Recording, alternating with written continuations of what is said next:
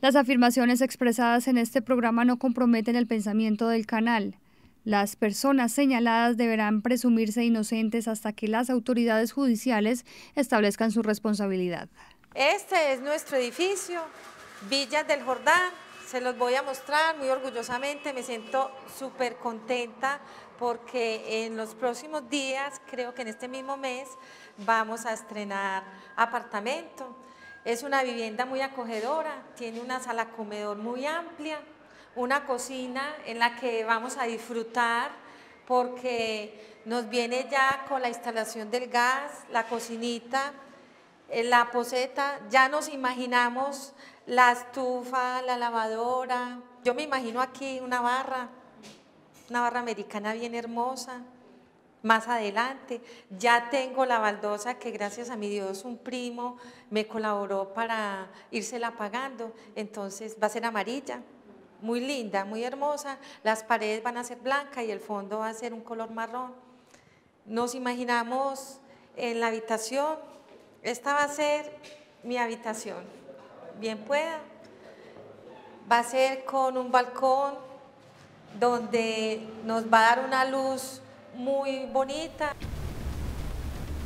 El de una casa propia, el sueño más recurrente de los colombianos. Sin embargo, según un estudio del Banco Interamericano de Desarrollo publicado en 2012, el 40% de los ciudadanos en Colombia piensa que no tendrá casa propia. El informe destaca, por ejemplo, que tener vivienda de este tipo es imposible también para el 40%, pero de los consultados en Medellín. El déficit habitacional sigue siendo el principal reto del sector vivienda en el país. Pues frustrada, horrible, en el sentido de que mi esposo y yo pues queríamos comprar un apartamento, una casita, y no la tenemos, porque en este momento yo pago arriendo en esta casa, y en una tristeza infinita. ¿Por qué? Pues porque mis cesantías eran 60 millones de pesos, se me fueron ahí. Y estamos haciendo una reclamación debido a que nos sentimos estafados porque todo lo que se nos prometió con este proyecto no se cumplió. Hay unos procesos muy avanzados en Fiscalía. Hemos estado perjudicados porque nos han intentado hacer 2 secuestres. Con nuestros abogados, afortunadamente los hemos tumbado por las vías legales. Se informó que la Fiscalía en poco menos de un mes pedirá una orden de captura contra uno de los corruptores que ha adelantado por lo menos 14 proyectos de vivienda de interés prioritario falso. El de Pedro Arenas es uno de los nombres que más suena hoy en Medellín. Presuntamente este constructor no cumplió sus obligaciones con un alto número de ciudadanos. Según la Fiscalía de Medellín, contra él cursan 143 denuncias.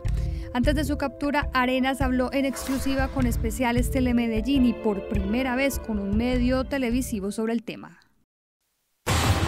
Las VIP o viviendas de interés prioritario, dulce sueño, a veces convertido en pesadilla. A ver, compadre, símelo. Para empezar a hacerle la reforma. ¿Qué reforma le hice? ¡Ay, 1641! Si usted lo quiere cancelar en 3 cuotas también. En este proyecto hay que tener corazón, perseverancia, aguante, paciencia y sobre todo generar credibilidad en las familias que conforman el grupo con el que uno está trabajando. O sea, es un trabajo de liderazgo, de continuo trabajo, de no desistir ante las dificultades que se presentan en el camino, de abrir puertas, buscar apoyo, de que las familias estén haciendo un trabajo social y que crean en el proyecto, de que el sueño que tienen de tener vivienda lo vean realizado. Son organizaciones populares de vivienda u OPVs, aquellas que han sido constituidas y reconocidas como entidades sin ánimo de lucro, cuyo sistema financiero es de economía solidaria y que desarrollan programas de vivienda para sus afiliados por sistemas de autogestión o participación comunitaria. En otras palabras, es una vivienda lograda gracias a la gestión de organizaciones comunitarias. Primero había que comprar el lote y tener la plata, que la plata sí estaba y sí se hizo la negociación. Después de eso que se compró el lote, se esperó que saliera la licencia, se compró, había que pagar estudio de suelo, lo técnico y que nos aprobaran en planeación, que nos dieran como en curaduría que cuánto se podía hacer por altura los apartamentos. Que nosotros nos saliera la resolución, que nos dieran el subsidio, nos lo dieron en el 2012, salió el subsidio de vivienda. Después de eso ya teníamos que conseguir el constructor. El constructor no eran de acá de Medellín, porque ellos no se apuntan, ni los bancos tampoco se apuntaban a lo de vivienda prioritaria, lo que dicen VIP. Ellos no se apuntaban y dije, no, eso tan barato, nosotros no trabajamos eso tan barato. Eso es lo más importante. Eso va a ser lo más importante, que ya vamos a seguir pagando nuestra propia propiedad. Ay, no, qué rico. Yo no veo la hora, yo estoy también, mejor dicho, con un sueño.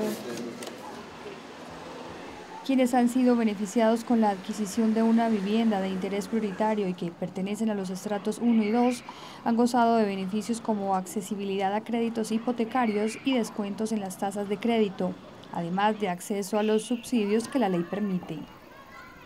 Yo tuve en tiempos pasados una vivienda y por un proceso que yo viví de un cáncer en el cuello uterino, me tuvieron que hacer como 4 cirugías y me vi muy mal. Según los médicos estuve desahuciada y en ese proceso perdí mi matrimonio, me separé con mi esposo y quedé sin nada.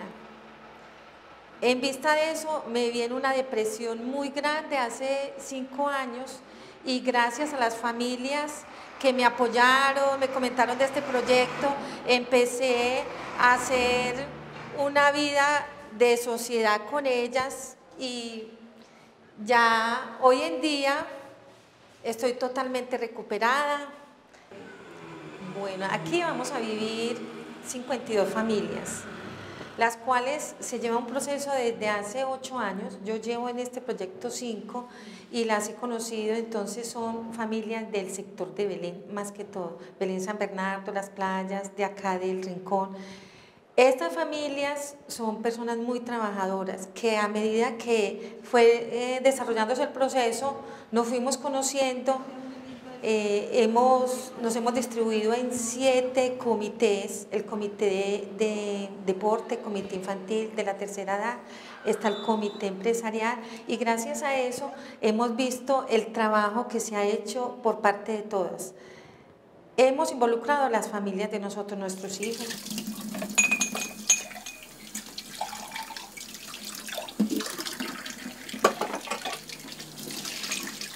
Contados ya son los días en esta casa en la que Doris paga arriendo para tener a su familia. El sueño acariciado de tener un techo propio ya es una realidad, le falta muy poquito.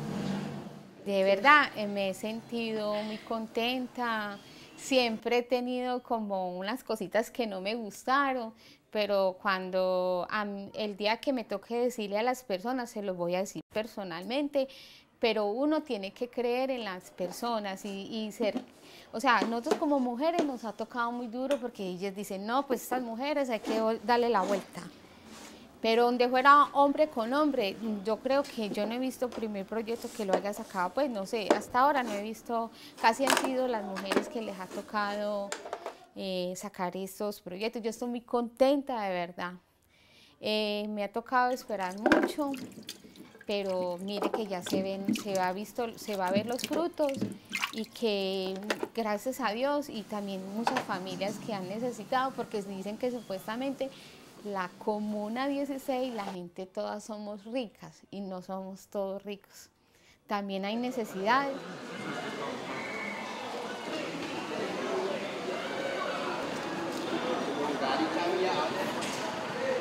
El proyecto costó la construcción 1.715 millones. Se le suma el lote, la interventoría, la fiduciaria, el pago de impuestos, pago de toda la parte legal. Eso suma más de 2.000 millones de pesos invertidos acá en el proyecto Villas del Jordán. El apoyo ha sido grande. Gracias al apoyo que ellos nos han dado hemos podido culminar este proyecto, que es de paciencia, pero se ha logrado. Según el ISVIMED, Instituto Social de Vivienda y Hábitat de Medellín, organismo encargado de gerenciar la vivienda de interés social en la ciudad, hoy hay 43 OPVs u organizaciones populares de vivienda aspirando a la aplicación de un subsidio que les permita soñar a muchas familias con tener un techo propio. 6 delitos condujeron a la captura de Pedro Arenas Cárdenas hace pocas horas en el sector de Guayabal, en Medellín. Después de la audiencia de imputación de cargos, este no se allanó a ellos. Yo reconozco que las personas nos dieron los dineros, que los invirtieron en vivienda, que nosotros le prometimos a ellas que por ese dinero iban a obtener unas viviendas, en unos proyectos que eran nuestros, que tenían licencia de construcción y que en la mayoría de los casos estaban empezando a construirse. Al regreso, los argumentos del señor Arenas y un panorama sobre el tema de las viviendas de interés prioritario en Medellín. Las edificaciones que se publican no necesariamente están involucradas en los hechos que se exponen, pueden hacer parte del paisaje urbanístico de la ciudad. En algunos casos, su condición legal se determinará cuando las autoridades judiciales lo establezcan. 13.1 billones de pesos moverá en Antioquia el sector de la construcción durante el 2013. Se espera que hacia finales del mismo año se inicie la construcción de unas 30.000 viviendas que están incluidas en el programa de las 100.000 del Gobierno Nacional con el apoyo de la Alcaldía de Medellín y la Gobernación de Antioquia, según Camacol. El ascensor, que es el gasto más grande que tuvimos, que inicialmente la cuenta de ascensores Andino llegaba a 44 millones con interés y todo. Nosotros de tanto luchar y tanto insistirle a ellos que eso no es un problema de nosotros y no de Pedro Arenas, nos la bajaron a 28 millones. Para eso tuvimos que dar una cuota esa de 800.000 cada uno. Y ya para la fachada y los puntos fijos, tuvimos que hacer rifa machete, como dice, bingos y diferentes actividades para lograr la fachada que tenemos en este momento. Las viviendas de interés prioritario fueron una política de Estado que pretendió favorecer con una solución habitacional a los colombianos de estrato 1 y 2. Decretado según el 2060 del 2004 y ya derogado. Tanto las OPV como los contratistas fueron las modalidades de construcción de las viviendas de interés prioritario. Para constructores, contratistas como Pedro Arenas habían los siguientes beneficios: costos de escrituración más bajos, cargas urbanísticas inferiores a las de una construcción comercial y aplicaciones de subsidios provenientes de las cajas de compensación de la Gobernación de Antioquia, el ISVIMED y la Nación. Lo primero, a mí me llegó un volante por debajo de la puerta,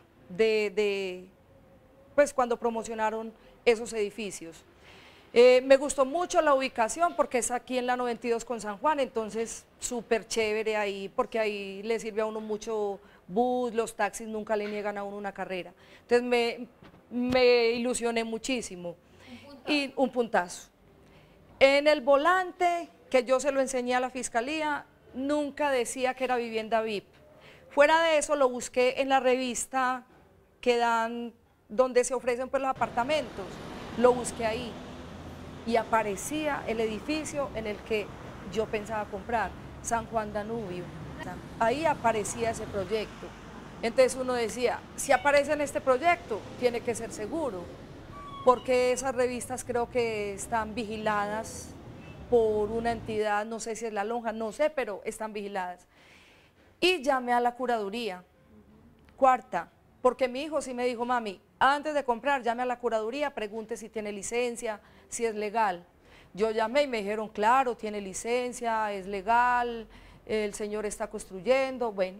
Entonces yo sentí que era seguro y por eso nos arriesgamos inicialmente a darle 29 millones de pesos. Y se aprovechó de pronto de la inocencia con que nosotros le compramos, porque nosotros fuimos humildemente a comprarle las viviendas en una feria, es que en una feria que, vuelvo y le digo, está vigilada, debe estar vigilada por no sé, la Cámara de Comercio, FENALCO, y eso no ocurre allá, porque si nosotros nos sentimos en este momento estafados, es porque algo raro pasó con este señor, nadie lo vigiló, la gente que le otorgó los permisos y los señores de la notaría, aquellas cosas que hicieron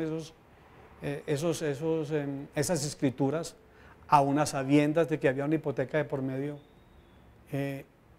no hicieron las cosas bien.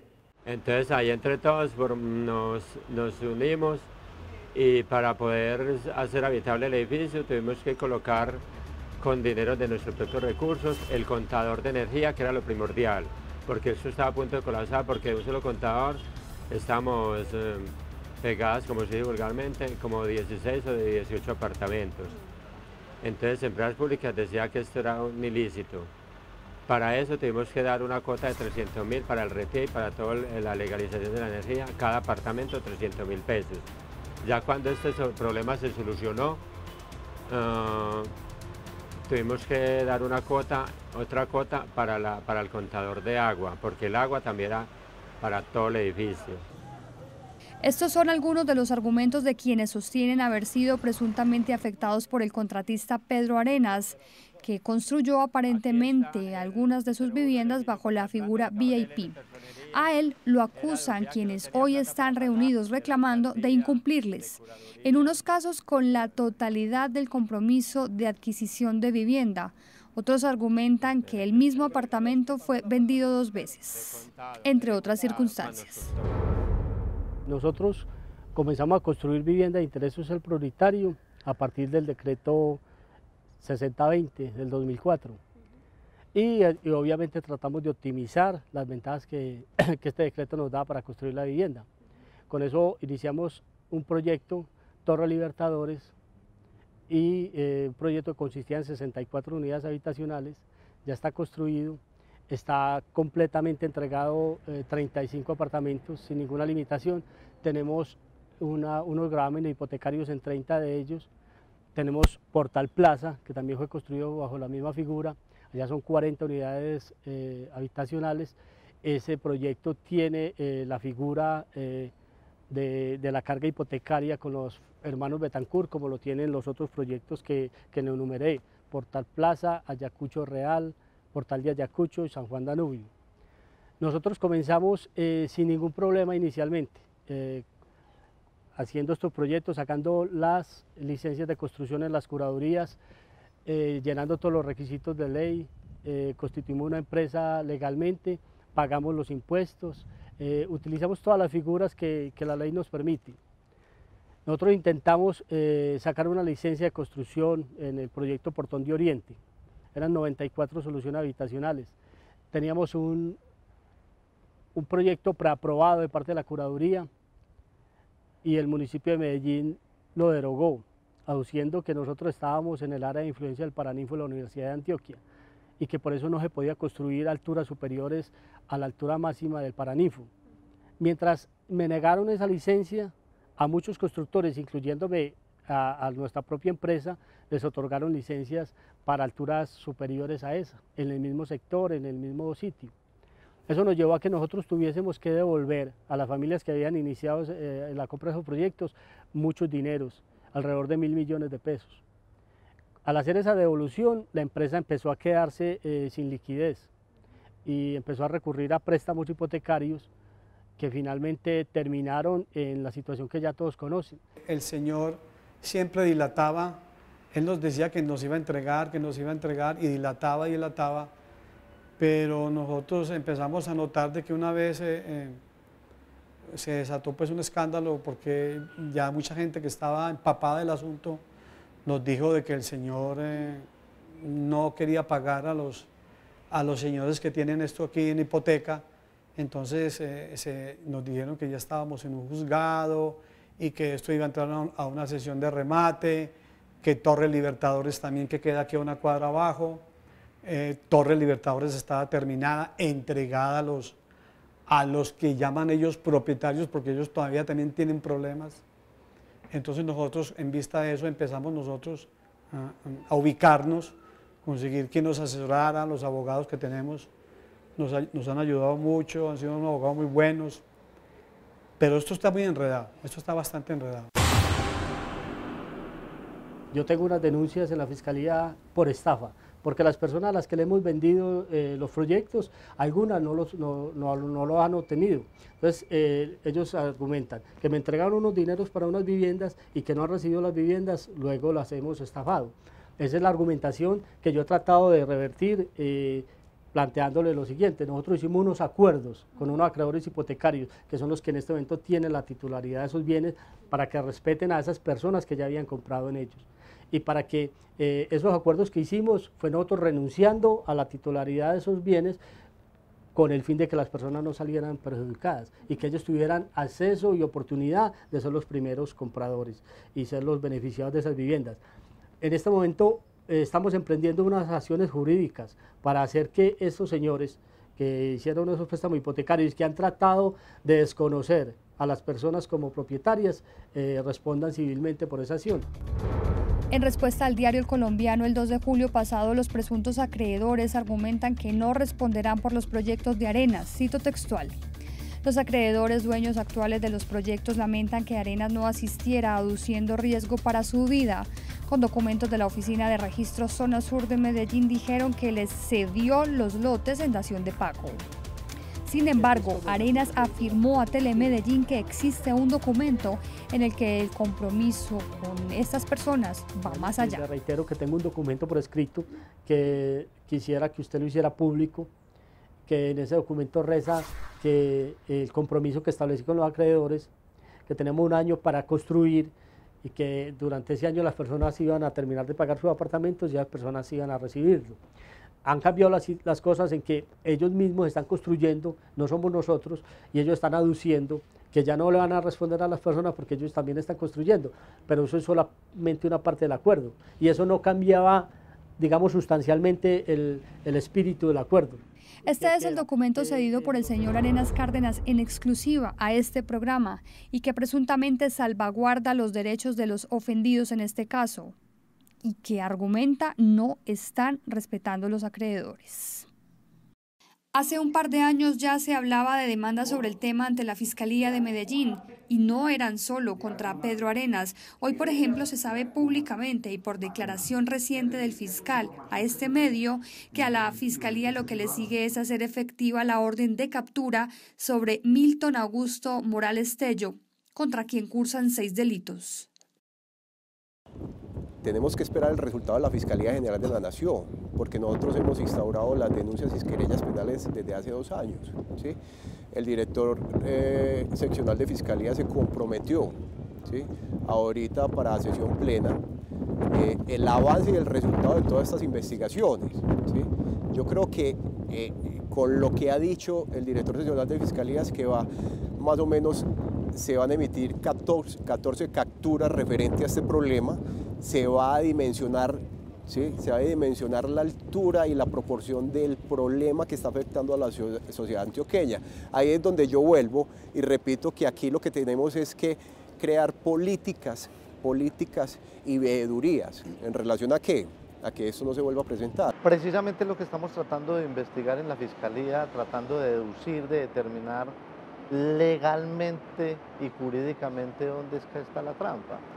Porque en la realidad la trampa es concreta y está hecha. Digamos, hay trampa en la vida real, en cuestiones concretas, cuando en este momento hay afectados 143 usuarios que han entregado dinero a constructores por valor aproximado de 4.000 millones de pesos, y ese dinero desapareció, se fumó.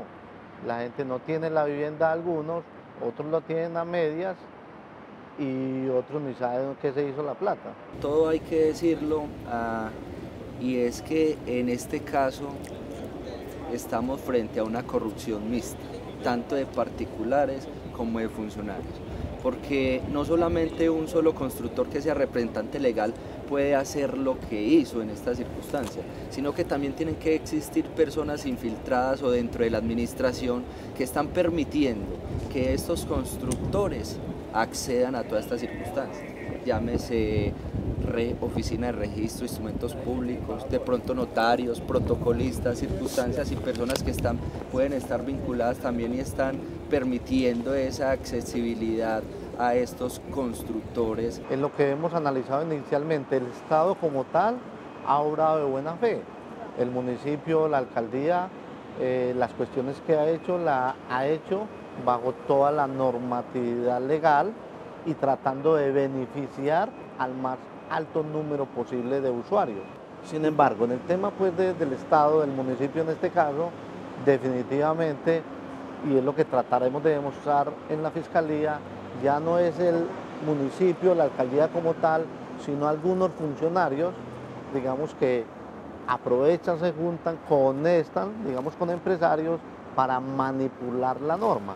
Sería lo que nosotros tendríamos que demostrar dentro de la Fiscalía. Y a nivel de Fiscalía, por decirlo, ha habido, digamos, un error que es no contextualizar y trabajar individualmente los casos. Es decir, cuando cada una de las 43 personas llega a la Fiscalía y denuncia individualmente, entonces no se nota, en la Fiscalía, digamos, no había una forma como que un fiscal se diera cuenta de que la investigación que lleva él es parecida a otra o a otras investigaciones. Según información de la Dirección de Fiscalía Medellín, contra Arenas cursan 143 denuncias por 14 proyectos de vivienda y resta la captura de otras 14 aparentemente involucradas en este caso. Por otro lado está la firma Selcreto, contra la cual por un solo proyecto de vivienda cursan 130 denuncias y cuyo acusado es Milton Augusto Morales Tello, contra quien cursan los mismos delitos que contra Arenas: estafa agravada, falsedad en documento público y privado, fraude procesal, concierto para delinquir y captación ilegal de dinero, cargos ya imputados a Arenas. Mientras la Fiscalía no demuestre la eficiencia, que aspiramos, como te digo, a mostrarla dentro de poco, en la cuestión de la investigación, está claro y concreto que las personas seguirán tratando de engañar.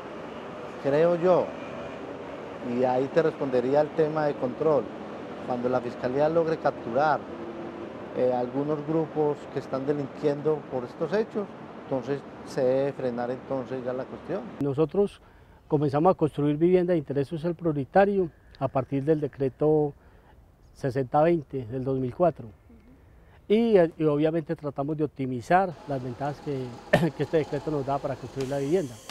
Es una estigmatización que están haciendo en muchos círculos, pero resulta que el decreto 2060 nos, digamos, facultaba para construir viviendas de 35 metros por 70 salarios mínimos. Estaban hablando de que se podía vender 2 salarios mínimos por metro cuadrado. Nosotros construíamos viviendas de 52 metros, de 48 y más metros. Y luego trasladamos esos valores al precio de la vivienda. El decreto lo permite porque el decreto en un reglamento decía que la vivienda de interés social prioritario solo se componía de un baño y un salón social, y excluían la cocina incluso. Nosotros aportábamos divisiones de las alcobas, puntos fijos terminados, patio en algunas ocasiones. Entonces estamos generando un valor agregado que el municipio lo conocía porque ellos revisaban con anterioridad las licencias que se iban a emitir. Luego ellos sabían que nosotros estamos vendiendo mayor número y al vender mayor número en área, pues obviamente la estábamos cobrando. Hicimos una publicidad a través de medios masivos, incluyendo la televisión en algunos casos, y anunciamos el precio de venta. O sea, nosotros no estábamos ocultando esa realidad porque era una realidad que va acorde con lo que el decreto permitía en su momento, que ahora lo han intentado, digamos, cambiar y de pronto perfeccionar, pero cuando nosotros lo hicimos, operaba así. Honestamente, yo creo que no hubo una buena vigilancia por parte de planeación. las curadurías muy tranquilas, yo creo que no hacían veedurías en los proyectos.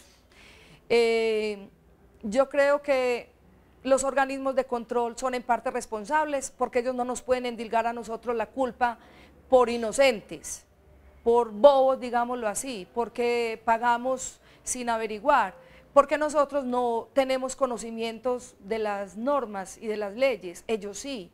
Y un proyecto de vivienda tan grande, porque eran 80 apartamentos, un edificio de 22 pisos, yo creo que debe haber sido vigilado y controlado por las autoridades. ¿Qué edificio en construcción?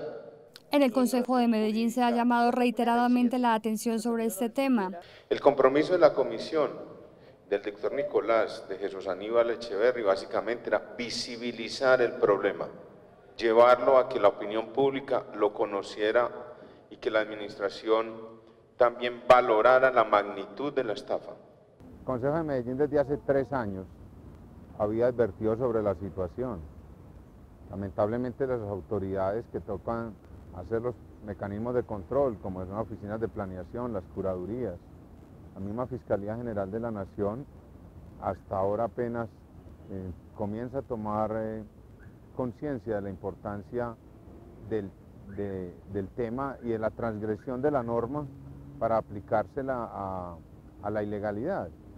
Hablan de vacíos, pero esos vacíos no se pueden aplicar para que surjan negocios ilegales. No solamente son los constructores, porque también un proyecto de VIP lo que busca es que la solución de vivienda para una persona que no la tiene, vivienda de interés prioritario, y no es como lo interpretan en el poblado en los estratos altos, que es VIP, Very Important People o Very Important Person. No, esto es vivienda de interés prioritario, no es vivienda para gente muy importante, no, esto es para estratos 1 y 2 y para una sola familia y debe habitarla en ella, no es para alquilarla. Hay estos proyectos que se han comprado hasta 30 apartamentos, lo ha comprado un mismo propietario o un grupo familiar, o por el ejemplo en Simón Bolívar, donde hay denuncias que en un proyecto 16 apartamentos pertenecen a un mismo grupo familiar, lo cual también es totalmente ilógico. La situación se presenta en las comunas 10, el centro de la ciudad de Medellín, 11, Estadio Laureles, comuna 12, La América, donde nos encontramos en este momento, la comuna 14, que es El Poblado, y la comuna 16 de Belén. Básicamente los estratos 4, 5 y 6 de la ciudad, donde habitan estas personas con capacidad adquisitiva y que el metro cuadrado tiene un precio determinado. En este momento estamos en el sector de La América.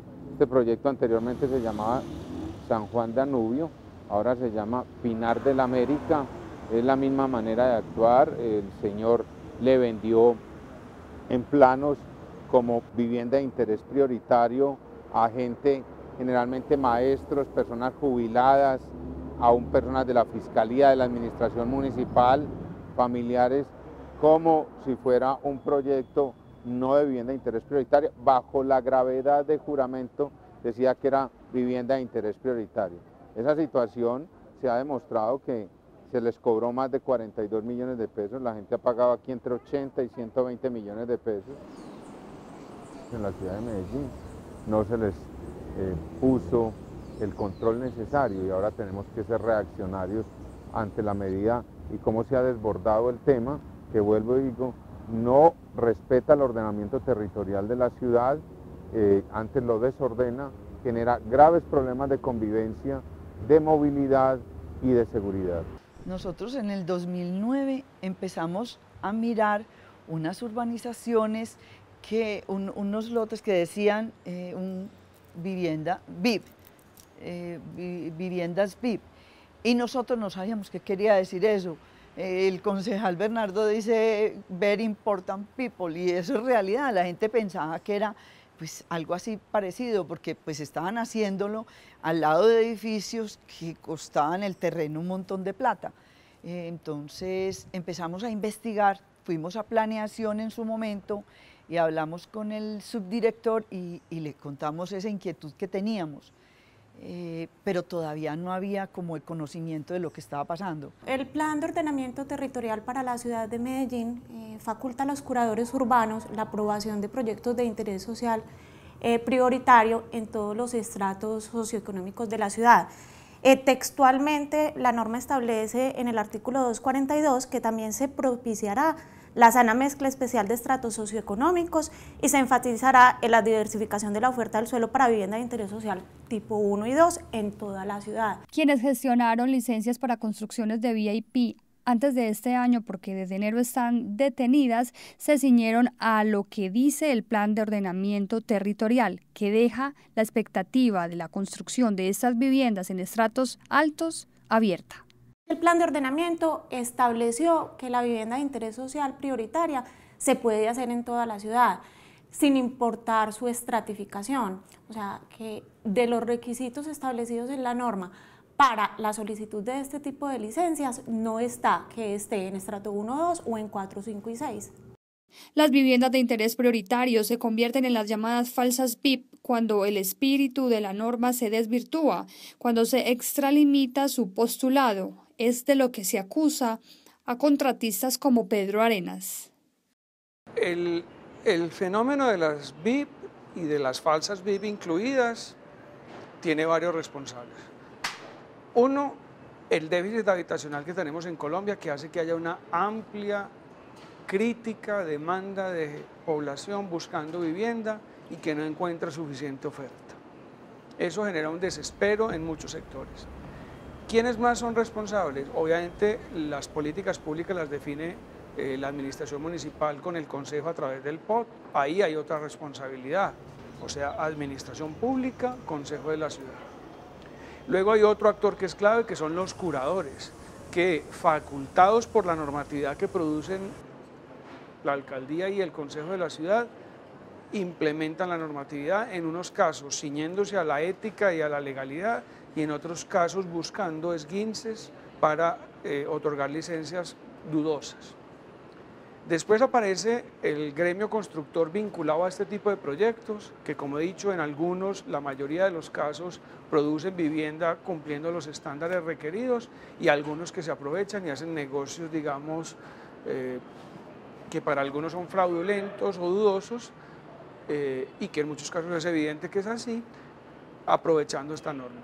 Y por último está la ciudadanía, que compra, en unos casos legalmente, son ciudadanos beneficiarios naturales de vivienda VIP que compran para tener su vivienda, pero también aparecen los vivos, los que aprovechan la oportunidad en esta cultura del atajo y de la viveza nuestra.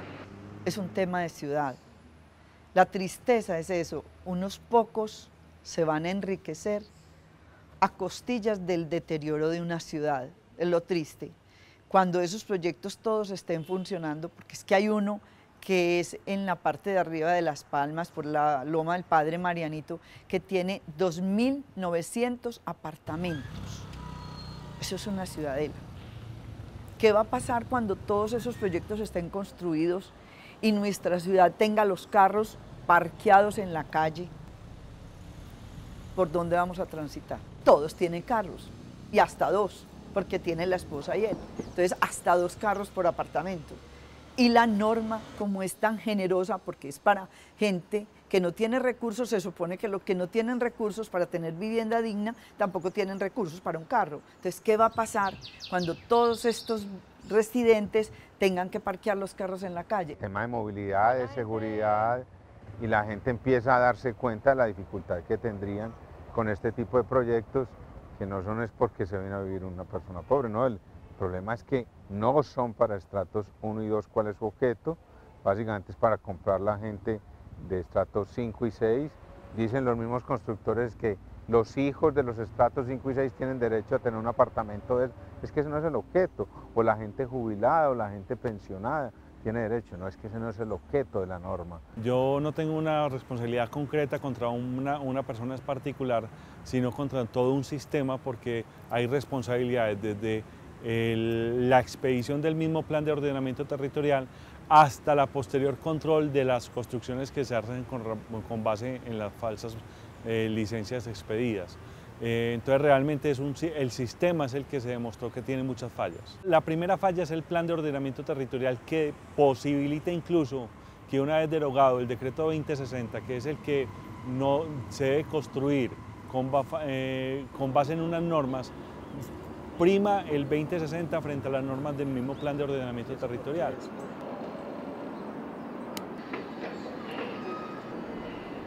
Yo creo que esto es una lección ciudadana importante, y es: quienes han hecho las cosas mal han perjudicado a todos aquellos que hacen las cosas bien, porque se ha generado un clima de desconfianza, de duda general en la sociedad frente a las viviendas VIP, y hay una incertidumbre muy grande frente a cada proyecto que aparece sobre su legalidad, sobre su conveniencia, sobre su, digamos, claridad y calidad. Ahora, lo que sí tenemos que hacer es aprender como sociedad que lo que nos ocurrió con el POT del 2006, particularmente frente a la norma que habilitó la construcción de viviendas VIP, es un tema que la ciudad tiene que seguir evaluando, porque ofreció un camino para unas hiperdensidades que van a generar muchas dificultades en el corto, mediano y largo plazo para la ciudad.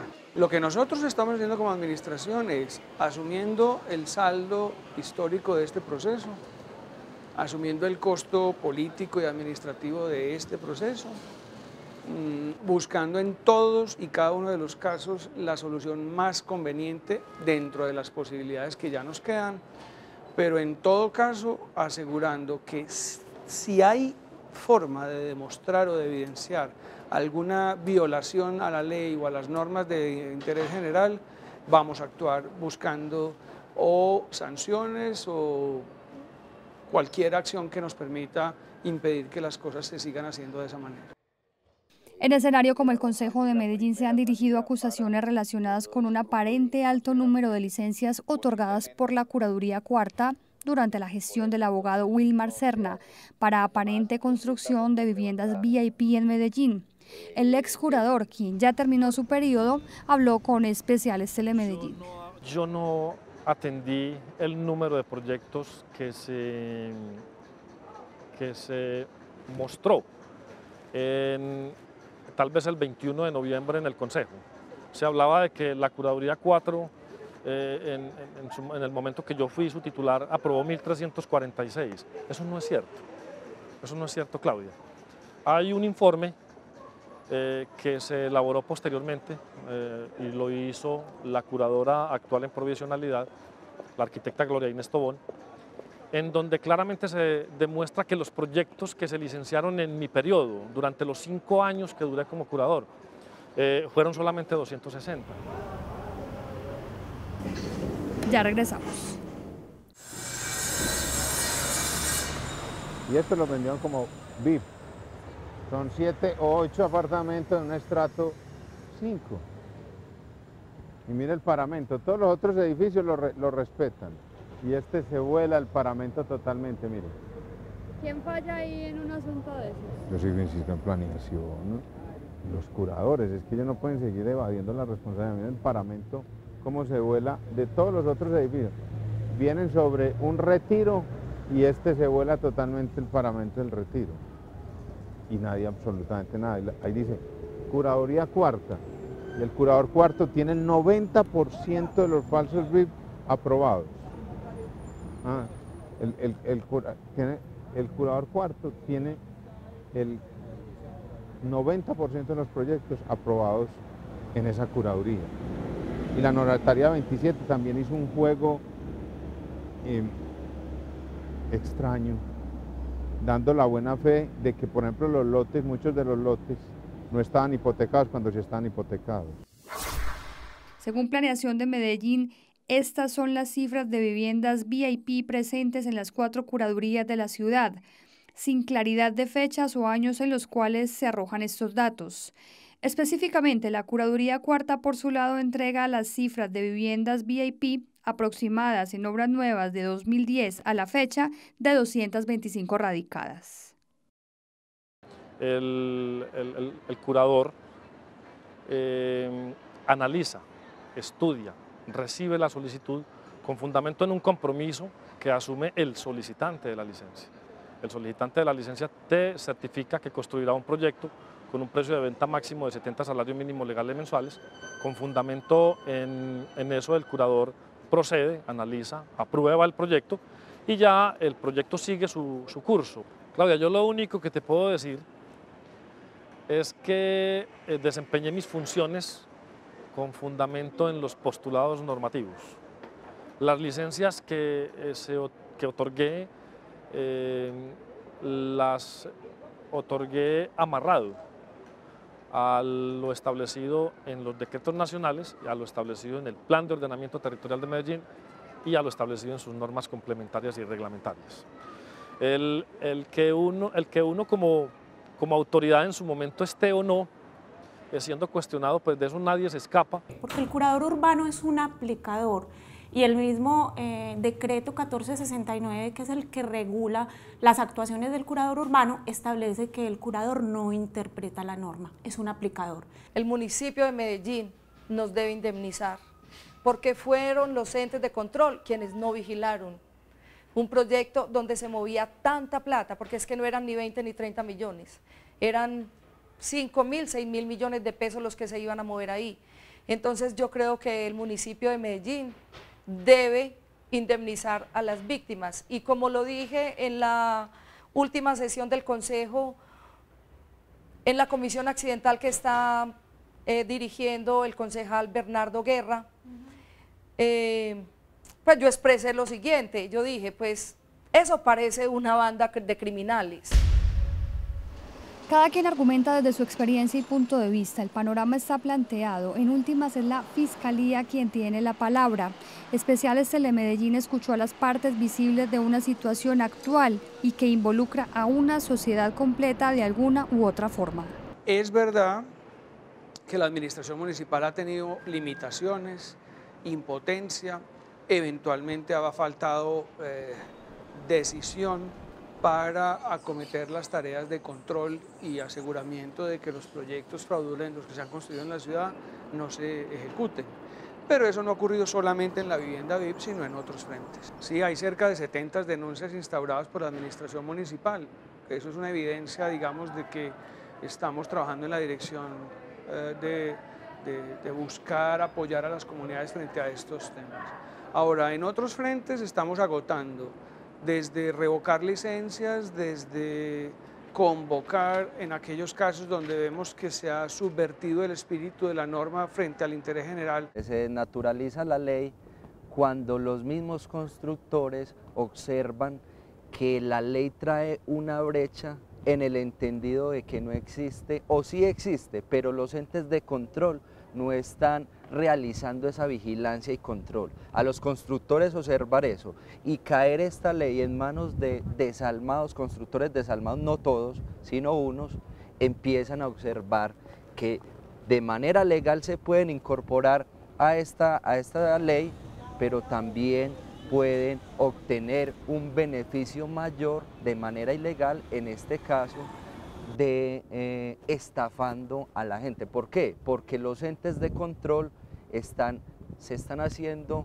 digámoslo de alguna manera, con mucho respeto, los de la vista gorda, entonces ellos pueden hacer y deshacer sin Dios, sin ley, en esa circunstancia. Y ahí es donde se desnaturaliza las viviendas VIP.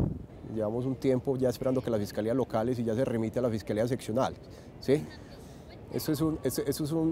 Se perdió mucho tiempo, porque estos constructores pues en este momento no se ha dictado medidas de aseguramiento contra ellos, ¿sí? Respecto a las investigaciones que ha dado la Fiscalía, ¿sí? Yo lo que quiero puntualizar es que cada ciudadano de Medellín que quiera hacer la inversión, reitero nuevamente, pues ya tiene que tomar otra actitud, ¿sí? Referente a esa inversión de comprar apartamentos en planos, ¿sí? No les vendimos promesas, les vendimos realidades y estaban sustentadas en cosas reales. Yo lamento, digamos que ellos nunca me han dado la oportunidad a mí de plantearles abiertamente al Consejo de Medellín y a las personas que me acusan abiertamente de estar en la ilegalidad. Nunca me dieron la oportunidad de escuchar mi versión. Entonces siempre una versión sesgada, donde me acusan, me juzgan, me condenan y no me dejan ninguna oportunidad. Entonces solo me queda a mí las amenazas y digamos esa suma de indignidades que están ocurriendo y todas recaen en contra de nosotros y eso nos aleja mucho más de las soluciones. Inclusive aprovecho este medio para invitar a las personas a que hagamos un frente común para eso, para recuperar esos bienes, porque si las personas siguen, digamos, empeñadas en buscar a un personaje siniestro que reunió a la gente de Medellín para estafarle y robarle, seguramente algunos van a quedar muy conformes con eso y van a aprovecharse de esa circunstancia para realmente quedarse con esos bienes.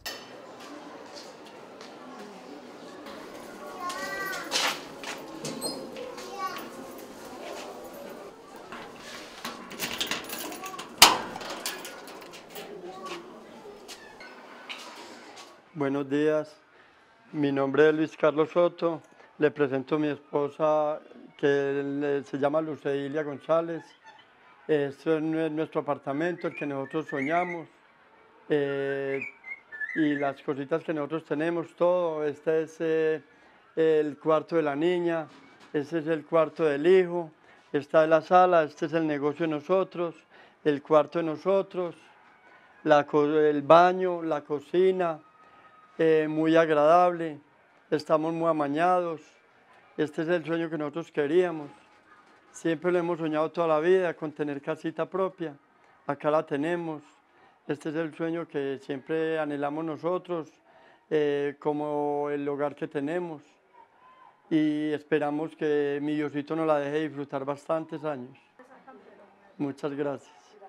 A pesar de que no hay claridad sobre el presupuesto real asignado para las viviendas de interés prioritario, se sabe que están siendo apoyadas y que representan la otra cara de la moneda. Líderes de algunas de estas organizaciones dicen que el de las viviendas de interés prioritario no se puede satanizar.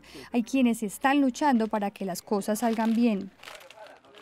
Para nosotros fue un orgullo el apartamento, cuando nos dijeron que salimos favorecidos, seleccionados.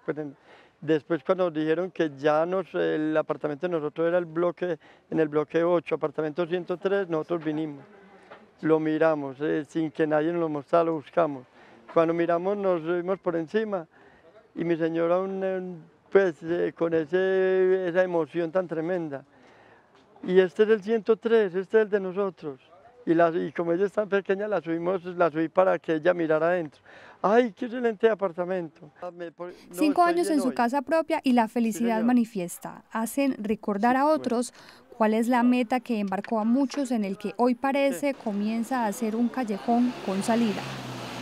En este momento estamos en esa expectativa y en ese proceso, esperando que de la alcaldía, de planeación, de los concejales recibamos ese apoyo para las OPBs, que sí estamos realizando el verdadero trabajo social para brindarle a las familias vulnerables viviendas de corazón, de sueño, de mejorar su calidad de vida, mejorar los entornos. Ellos confiaron en nosotros les recibimos los dineros, nosotros invertimos esos dineros, la responsabilidad sí me corresponde. Y la voy a asumir con todo el rigor, o sea, que la gente sepa que yo nunca voy a desconocer una situación que se dio, que ellos sí me dieron el dinero, que nosotros sí los invertimos, que he intentado y estoy intentando hacer que esos bienes no pasen a manos del que no le corresponda. Tengo una presión moral innegable, yo tengo mis raíces acá en la ciudad, yo pues, no tengo la vocación de huir ni de esconderme porque esa no ha sido, digamos, mi formación, entonces yo voy a estar acá siempre, así sea dándole la cara a la justicia, pero sobre todo impidiendo que estos proyectos pasen a manos de terceros con cierta impunidad. Normalmente la normatividad nacional es la que tiene que responder, entonces si el funcionario público que otorgó su licencia o el curador que es un funcionario privado que otorgó la licencia tiene que entrar a responder. Entonces, nosotros estamos diciendo, el que tiene que responder, que responda. La lucha de muchos continúa, quieren que su sueño de casa propia se resuelva, se cumpla, para así verlo por fin convertirse en una realidad y que su casa no sea más una en el aire. Nosotros tomamos la decisión de que para que nos saquen de aquí nos tienen que sacar casi que a la fuerza, porque tomamos la decisión de que no nos van a sacar tan fácil, porque esto no fue robado, esto fue con mucha lucha, con mucho trabajo. Tomamos la decisión de que si tenemos que ir a cualquier ente para denunciar, vamos a hacerlo.